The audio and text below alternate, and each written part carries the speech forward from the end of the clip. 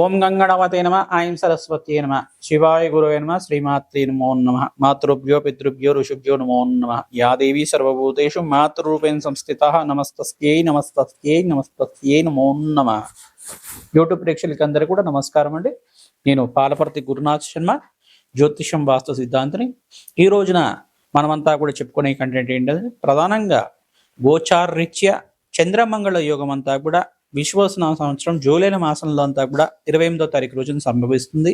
గోచారరీత్యా చంద్రమంగళ యోగం కన్యారాశిలో సంభవిస్తుంది. కావున ప్రధానంగా కన్యారాశిలో ఈ యొక్క చంద్రమంగళ యోగం అంతా కూడా ప్రధానంగా అంగారకుడు అంతా కూడా రాహుకేతు దోషాల నుంచి బయటపడిన అంగారకుడు ప్రధానంగా చంద్రుడితో పాటు కలిసి ఉండి సమసప్తక వీక్షణ ఈ యొక్క శనీశ్వరుడి మీద పడడం, మీనరాశిలో ఉన్న శనీశ్వరుడు ఈ యొక్క అంగారకుడిని చూడడం సప్తమీక్షణతోటి, మరియు ఈ యొక్క అంగారకుడు అంతా కూడా శనీశ్వరుడిని వీక్షణ చూడడం అనేది ఇటువంటి ఫలితాలు మేషాది ద్వాదశ రాశుల వాళ్ళకి ఇటువంటి ఫలితాలు వస్తాయి.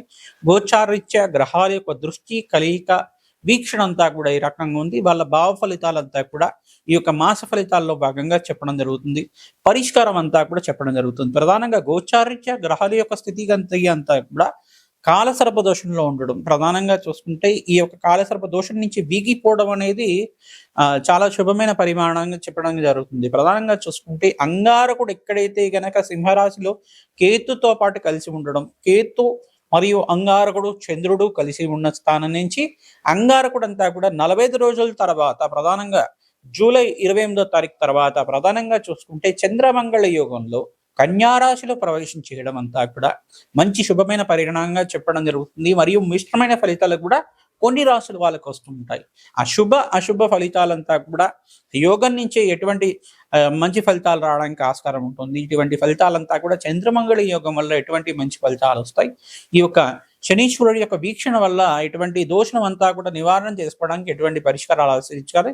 ప్రధానంగా చూసుకుంటే గోమాత సేవని ఆచరించుకోవడం వల్ల అఖండ పుణ్యప్రాప్తి కలుగుతుంది. మీకంతా కూడా గోచారరీత్యా ఇక్కడ బృహస్పతి అంతా కూడా ప్రధానంగా చూసుకుంటే సూర్యుడు మరియు బృహస్పతి అంతా కూడా ఈ యొక్క మిథున రాశిలో సంచారం చేయడం జరుగుతుంటుంది. ప్రధానంగా చూసుకుంటే ఇక్కడ ఈ యొక్క గురు పౌర్ణమి రోజున ఎవరైతే గురు పౌర్ణమి రోజున విశేషంగా దత్తాత్రేయ స్వామి వారి ఆరాధన చేసుకోవడం వల్ల అఖండ పుణ్యప్రాప్తి కలుగుతుంది. ప్రధానంగా దత్తాత్రేయాయ స్మరణ మాత్రం సంతుష్టాయ నమః ఇటువంటి నామాన్ని ప్రతినిత్యం కూడా జపాన్ని ఆచరించుకోవడం, గురు చరిత్ర పారాయణం, ప్రధానంగా దత్తాత్రేయ స్వామి వారి చరిత్ర పారాయణం అంతా కూడా ఆచరించుకోవడం అఖండ పుణ్యప్రాప్తి కలుగుతుంది.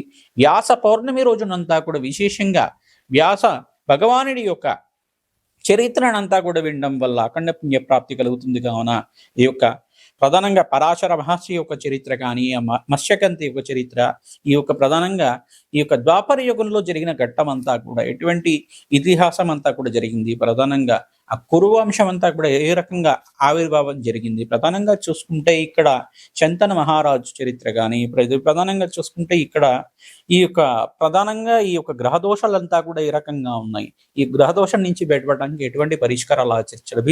భీష్మ పితామహ యొక్క చరిత్ర అంతా కూడా ఉంటుంది. భీష్ముడి యొక్క చరిత్ర ప్రధానంగా భీష్మ పితామహుడు అని చెప్పేసి అంటారు. ప్రధానంగా భీష్ముడి యొక్క జననం ఏ రకంగా జరిగింది, ఈ యొక్క అష్టవసుల యొక్క జననాలు ఏ రకంగా జరిగాయి, అష్టవసుల యొక్క ఇతిహాసం ఏంటి, అష్టవసుల యొక్క శాప ఇతిహాసం ఏంటి, ప్రధానంగా ఈ యొక్క వశిష్ఠ మహాముని ఈ అష్టవసులకు ఇచ్చిన శాప ఇతిహాసం ఏంటి, ఈ ఘట్టానంతా కూడా అందరూ ఒక పారాయణం లాగా చెప్పుకోవడం లాగా ప్రధానంగా చూసుకుంటే పూర్వం జరిగిన కథనంతా కూడా పారాయణం చేసుకోవడం, ఆ ఇతిహాసాన్ని అంతా కూడా ప్రవచనం లాగా వినడం అంతా కూడా అఖండ పుణ్యప్రదాయంగా ఉంటుంది. ఈ యొక్క మత్స్యగంధికంతా జననం జరిగింది. ప్రధానంగా మత్స్యగంధికంతా కూడా పుట్టాడు. కావున ఆ మత్స్యగంధి ఈ యొక్క ఇతిహాసం అంతా కూడా ఈ రకంగా ఉంటుంది. ఆ ఒక చరణం అంతా కూడా కాశీ మహారాజు యొక్క చరిత్ర అంతా కూడా ఈ రకంగా ఉంటుంది. ఈ యొక్క మహారాజు యొక్క చరిత్ర అంతా కూడా ఈ రకంగా ఉంటుంది. ఈ యొక్క ఇతిహాసం అంతా కూడా ఈ యొక్క వేదవ్యాస మహాముని యొక్క చరిత్ర అంతా కూడా వినడం ద్వారా, వ్యాస భగవానుడి యొక్క చరిత్ర వినడం వల్ల అఖండ పుణ్యప్రాప్తి లభిస్తుంది, మోక్ష జ్ఞానం లభిస్తుంది. కావున వ్యాస పౌర్ణమి రోజున వేదవ్యాస మహాముని గురు చరిత్ర పారాయణం కానీ, ప్రధానంగా చూసుకుంటే ఈ యొక్క శంకరాచార్య చరిత్ర అంతా కూడా పారాయణం చేసుకోవడం, గురు సంబంధిత చరిత్రనంతా కూడా పారాయణ చేసుకోవడం, మేధా దక్షిణామూర్తి చరిత్రనంతా కూడా ప్రధానంగా మేధా దక్షిణామూర్తి అవతార ఇతిహాసం అంతా కూడా చదువుకోవడం వల్ల మంచి ఫలితాలు వస్తుంది. ప్రధానంగా మేధా దక్షిణామూర్తి స్వామివారి దేవాలయంలో కానీ, ఈ యొక్క దత్తాత్రేయ స్వామివారి దేవాలయంలో కానీ మీరంతా కూడా శనగల మాలను సమర్పించడం వల్ల రాజయోగం సిద్ధిస్తుంది. గురు కటాక్షం వల్ల కార్యసిద్ధి కలుగుతుంది. అష్టైశ్వర్య యోగం సిద్ధిస్తుంది. ఈ చంద్రమంగళ యోగంలో ప్రధానంగా శనీశ్వర దోష నివారణార్థం మేషాది ద్వాదశ రాశుల వాళ్ళకి ఈ మాసంలో ఎటువంటి ఫలితాలు చేసుకోవాలి, పరిష్కారాలు ఆచరించాలి అంతా కూడా తెలుసుకుందాం. కర్కాటక రాశి జాతకులకి ప్రధానంగా చూసుకుంటే జూలై మాసఫలితాల భాగంగా చంద్రమంగళ యోగం అంతా కూడా కన్యా రాశిలో సంభవిస్తుంది. ప్రధానంగా తృతీయ స్థానంలో సంభవిస్తుంది. కావున సమసప్త వీక్షణ అంతా కూడా శనీశ్వర వీక్షణ అంతా కూడా అంగారక మీద ఉంది. అంగారక వీక్షణ అంతా కూడా శనీశ్వరుడు మీద ఉంది. ఈ దోష నివారణార్థం మిశ్రమైన ఫలితాలు ఉంటాయి కర్కాటక రాశి జాతకులకి. ప్రధానంగా మీరంతా కూడా తైలాభిషేకం చేసుకోవడం, నవగ్రహ అభిషేకాది హోమాది కార్యక్రమాలు చేసుకోవడం శ్రేష్టంగా ఉంటుంది. నవధాన్యాలంతా కూడా అగ్నికి సమర్పించడం వల్ల రాజయోగం సిద్ధిస్తుంది. కార్యసిద్ధి కలుగుతుంది. కావున విశేషమైన పుణ్య ఫలితాలు పొందుతారు. ప్రధానంగా పరమేశ్వరుడికి అంతా కూడా క్షీరాభిషేకం చేయించడం, ప్రధానంగా అన్నాభిషేకం చేయించడం శ్రేష్టమైన ఫలితాలు పొందుతారు. ప్రదోష కాలంలో చెరుకుతో అభిషేకం చేయడం, ద్రాక్ష పళ్ళతో అభిషేకం చేసుకోవడం వల్ల సకల గ్రహదోష నివారణ చేయడానికి ఆస్కారం ఉంటుంది.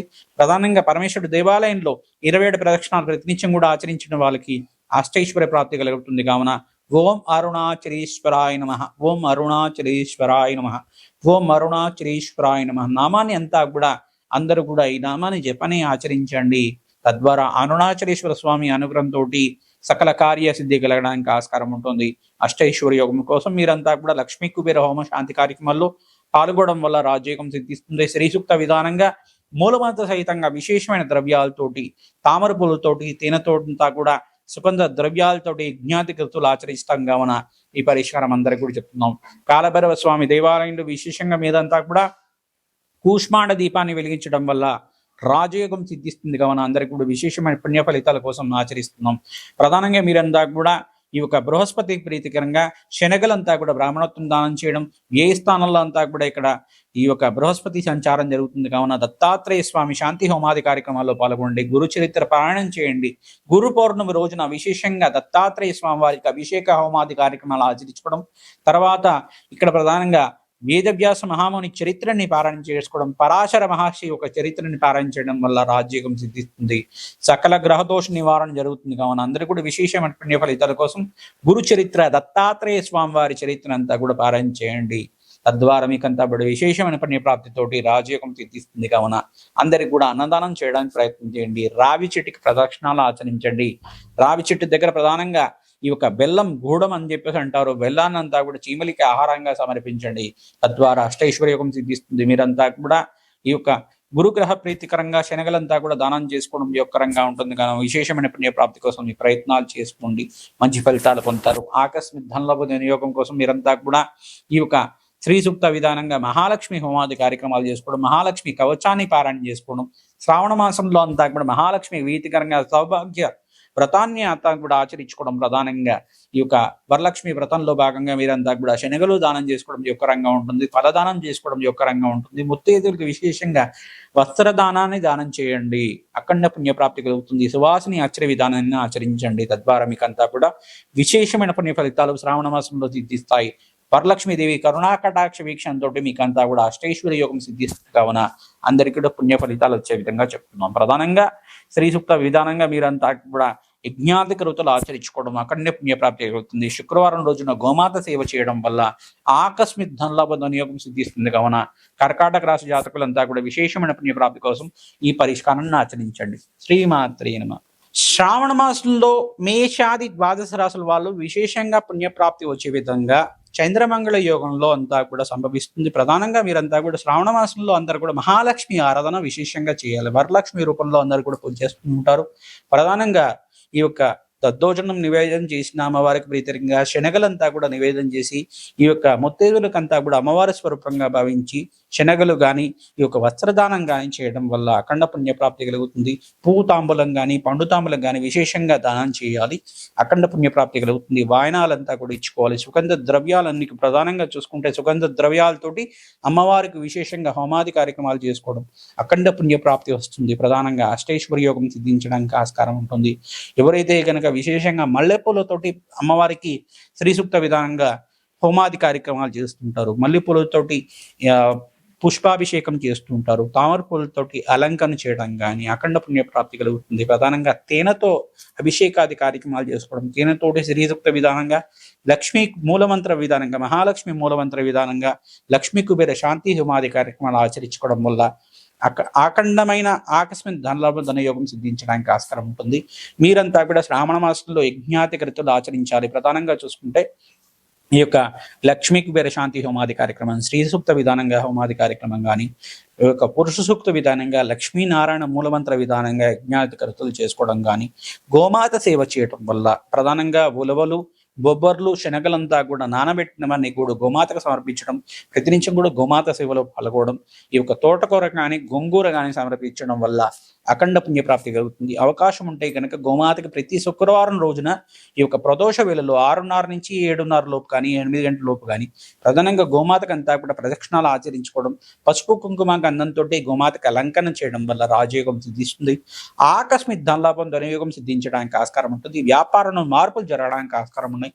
వ్యాపారంలో అందరూ కూడా మేషాది ద్వాదశ రాశుల వాళ్ళు వ్యాపారంలో కానీ ఉద్యోగాల్లో కానీ మీకు ప్రమోషన్స్ రావడానికి, వ్యాపారంలో అభివృద్ధి కలగడానికి ఆస్కారం ఉంటుంది.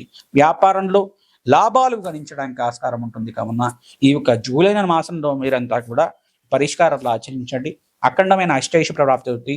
జగన్మాత అనుగ్రహంతో మీకంతా కూడా అఖండమైన ఆనందమైన జీవితం జీవించడానికి ఆస్కారం ఉంటుంది. అష్టైశ్వర్య యోగం సిద్ధించడానికి ఆస్కారం ఉంటుంది. శ్రీమాత్రే నమః.